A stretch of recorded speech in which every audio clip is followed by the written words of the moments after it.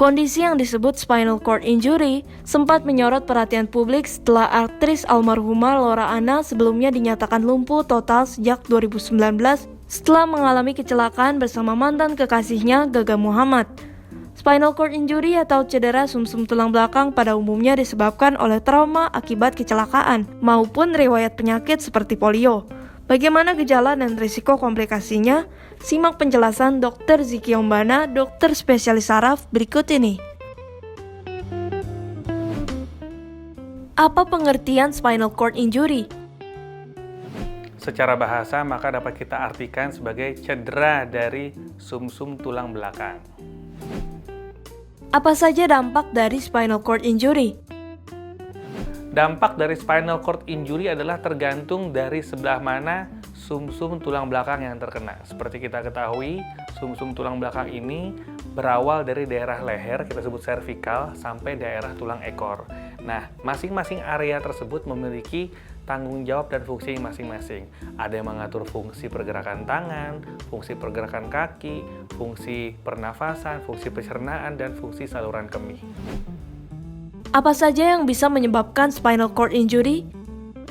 Kalau kita katakan sebagai cedera sumsum tulang belakang, maka penyebab utamanya adalah kecelakaan. Ya, kecelakaan seperti apa? Biasanya kecelakaan yang membuat orang terpelanting atau terbentur daerah sekitar tulang belakangnya. Atau bisa juga orang-orang yang jatuh terduduk dengan keras.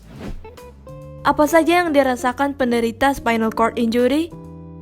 Justru gejalanya sangat variatif, mulai dari rasa nyeri atau bahkan tidak merasakan apapun, tergantung dari derajat sebelah mana dan lokasinya di mana cedera sumsum tulang belakang tersebut.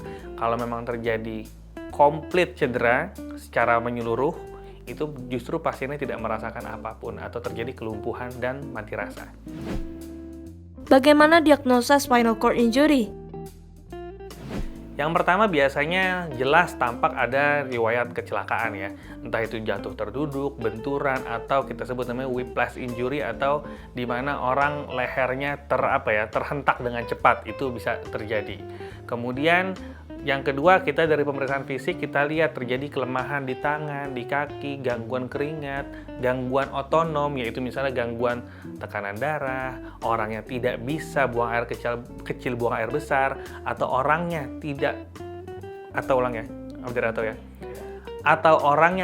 bisa menahan buang air kecil atau buang air besar pasca terjadi benturan tersebut.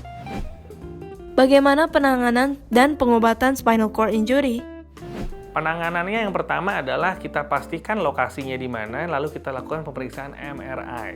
Dari pemeriksaan MRI kita akan tahu apakah kondisi sumsum tulang belakangnya bermasalahnya seberat apa, dan apakah tulang belakangnya berpengaruh.